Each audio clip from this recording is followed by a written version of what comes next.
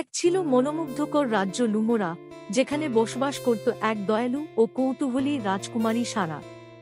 তার সোনালি চুল সূর্যের মতো ঝলমল করত, আর তার হাসি শোনার পর মনে হতো যেন সব দুঃখ দূর হয়ে যায়। রাজকীয় দায়িত্বের মাঝেও সারা প্রায় রাজপ্রাসাদের বাইরে বেরিয়ে আশেপাশের বিস্ময়কর জগৎ আবিষ্কার করত। একদিন রাজপ্রাসাদের মনোম বাগানে হাঁটতে হাঁটতে সে একটি অদ্ভুত ফুল দেখতে পেল, যেটি সে আগে কখনো দেখেনি। এর পাপড়িগুলো মৃদু উজ্জ্বল আলোতে ঝলমল করছিল এবং কখনো পান্নার মতো সবুজ, কখনো নীলকান্তমণির মতো নীল, আবার কখনো গোলাপি রঙে রূপান্তরিত হচ্ছিল। মুগ্ধ হয়ে সারা ফুলটিকে স্পর্শ করল, আর সাথে সাথেই চারপাশের জগৎ বদলে গেল। বাগান মিলিয়ে গেল, আর সারা নিজেকে এক জাদুকরী বনে আবিষ্কার করল, যেখানে সোনালী আলো চারপাশ আলোকিত করে রেখেছে। আকাশচুম্বী গাছ আর স্ফটিকের মতো ঝলমলে নদী দিয়ে ঘেরা সেই বনের কেন্দ্রে দাঁড়িয়েছিল এক প্রাচীন উজ্জ্বল গাছ। গাছের নিচে ছিল সেই জাদুকরী ফুল, যেটি সারা স্পর্শ করেছিল। স্বাগতম রাজকুমারী সারা, এক মিষ্টি কণ্ঠে কেউ বলল।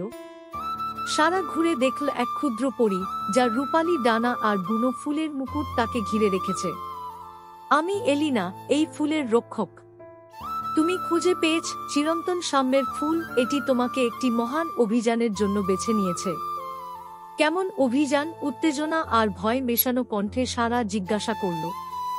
এই ফুলের জাদু লুমোরা আর জাদুকরী জগতের ভারসাম্য রক্ষা করে, এলিনা ব্যাখ্যা করল। কিন্তু এক প্রাচীন অভিশাপ জেগে ওঠায় এর আলো ম্লান হয়ে আসছে। এর শক্তি ফিরিয়ে আনতে তোমাকে সাম্যের 3টি স্ফটিক সংগ্রহ করতে হবে, যা জাদুকরী ভূমিতে লুকিয়ে আছে। অবিচল মন নিয়ে সারা বলল, আমি করব। এলিনা একটি ছোট উজ্জ্বল মানচিত্র তার হাতে দিল। এটি তোমাকে পথ দেখাবে, কিন্তু সাবধান, প্রতিটি স্ফটিক রক্ষিত থাকে এমন এক চ্যালেঞ্জ দ্বারা, যা তোমার সাহস, দয়া ও প্রজ্ঞার পরীক্ষা নেবে। সারার যাত্রা শুরু হলো স্ফটিক গুহাতে, যেখানে জটিল দেওয়াল আর ঝুলন্ত পাথরের স্ফটিকের গোল ধাঁধা তাকে স্বাগত জানাল। সেখানে সে এক ভীত বাচ্চা ড্রাগন পেল, যা একটি পাথরের নিচে আটকা পড়েছিল। ভয়কে উপেক্ষা করে সারা তার সমস্ত শক্তি দিয়ে ড্রাগনটিকে মুক্ত করল। কৃতজ্ঞ ড্রাগনটি তাকে একটি গোপন কক্ষ থেকে প্রথম স্ফটিকটি দিল। এরপর মানচিত্র তাকে নিয়ে গেল ফিসফিসে হ্রদে, যেখানে দ্বিতীয় স্ফটিকটি জলের নিচে লুকিয়েছিল। এটি পেতে হলে সারাকে হ্রদের এক জ্ঞানী কাছিমের ধাঁধার সমাধান করতে হয়।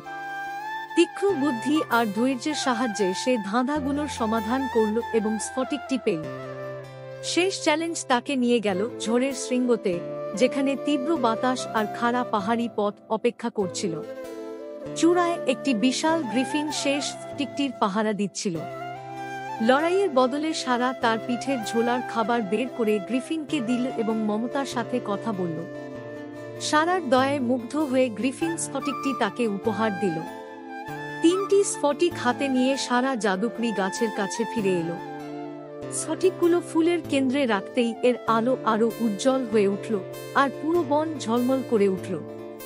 তুমি ভারসাম্য ফিরিয়ে এনেছ রাজকুমারী সারা, এলিনা গভীরভাবে মাথা নত করে বলল। তোমার সাহস, প্রজ্ঞা ও দয়া আমাদের 2 জগৎকে বাঁচিয়েছে। যখন সারা তার রাজ্যে ফিরে এল, সেই জাদুকরী ফুলের আলো তার হৃদয়ে থেকে গেল, এক অভূতপূর্ব অভিযানের আর তার আনা সাম্যের প্রতীক হয়ে।